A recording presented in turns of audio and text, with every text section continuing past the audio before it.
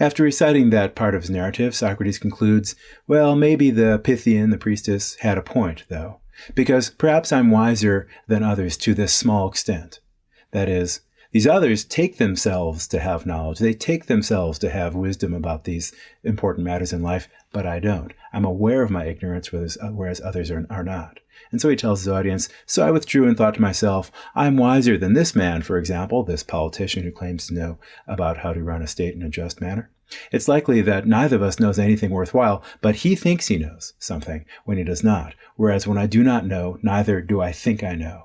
So I'm likely to be wiser than he is to this small extent, that I do not think I know what I do not in fact know. Let's stand back from that just a moment and ask ourselves, what does that teach us about wisdom? It seems to me one can be knowledgeable but still behave foolishly. One can have a great deal of information at one's fingertips, but not know how to apply it in a way that is useful, expedient, prudent, or helpful. But one can't be wise and behave foolishly. It seems to me the concept of wisdom is connected up with the idea of acting in a way that is more or less beneficial, or more or less prudential, or more or less reasonable. Notice that even a prodigy, someone who's young and extremely brilliant at mathematics or music, for example, could still act foolishly, that is, could still act unwisely. One who takes himself to be knowledgeable, for example, Croesus, is apt to act foolishly, while one who acknowledges his limitations or her limitations is less likely to do that for the reason that they'll be aware of the fact, for example, that there are multiple ways to interpret the words of a pronouncement. There are multiple ways of understanding a concept or a theory, and until we get clear on precisely which is the best justified one, we should try to remain as neutral as possible until it's time to act, until it's time to make a decision. So the idea is that Socrates may have a point in suggesting that, insofar as he's equally ignorant as anybody else, except for the slight difference that he's aware of his ignorance, others are not, and that awareness makes him slightly wiser than others. To that extent, he's got an edge over his fellow Athenians. So he's now stated his overall point of view. He thinks he's not more knowledgeable than others, except for this little bit. He's aware of the fact that he doesn't have knowledge of answers to these important questions, but that he thinks also makes him a bit wiser than others. We distinguish knowledge and wisdom now. He thinks he's a bit wiser than others because he thinks he's less likely to act imprudently, because he doesn't have these presumptions, these hubris that makes him think that he knows what he's talking about.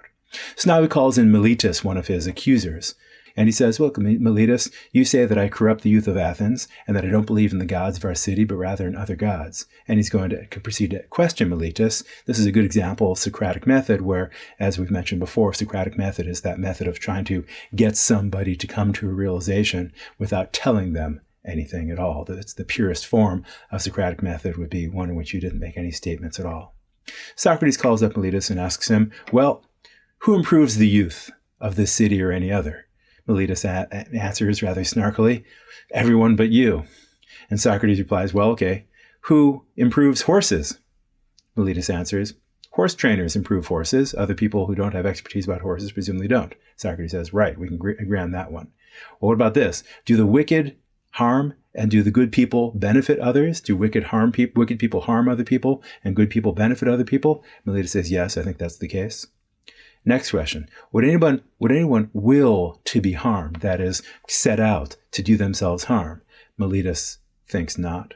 Socrates next asks him, well, are you suggesting that insofar as I, like everybody else, would not will to be harmed, but that I nevertheless am one who hurts others by corrupting the youth, are you suggesting that I corrupt the youth deliberately? Meletis says, yes, I certainly am.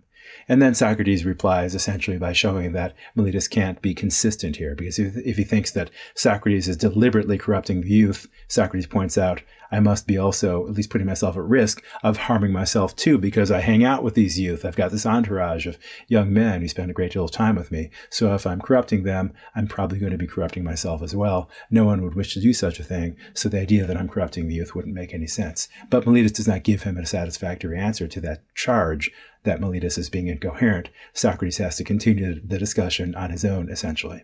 But he points out that if I really am corrupting youth, then I risk harming myself, which doesn't seem like a particularly coherent thing to do. He continues on in pointing out that, look, I could get myself off these charges probably by calling in my family and friends and begging for mercy in front of this jury. I could ask for your forgiveness and promise never to go around Athens talking about these philosophical questions again. But he says, that would not make a whole lot of sense for me. I'm not sure that it would still be worth continuing my life in such a situation, because it's so important for me to engage in this kind of dialogue with others. I could go off to another city-state and just keep my mouth shut, but that wouldn't be a particularly worthwhile form of existence. He also points out, to fear death is to think oneself wise when one is not. You might think that I'm afraid of being put to death, but in fact I'm not. For the reason that if I were afraid of being put to death, I would thereby be presuming that I have some idea what that would be like, what the experience of death would actually be like. But I have no idea. I don't claim to have any idea. Somebody who is afraid of death seems to be presuming that they have some sense of what that would come to.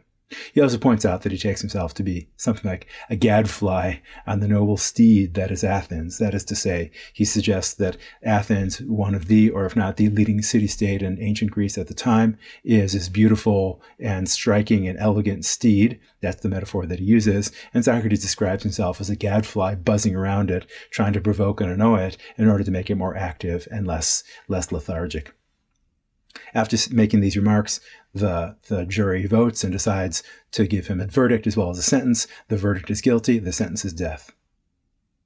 Socrates seems unperturbed by this result and formulates his equanimity by saying, well, the unexamined life is not worth living for men, so I'm not so upset with my fate, because the other option would be to cease engaging in self-examination, and that would be worth nothing to me.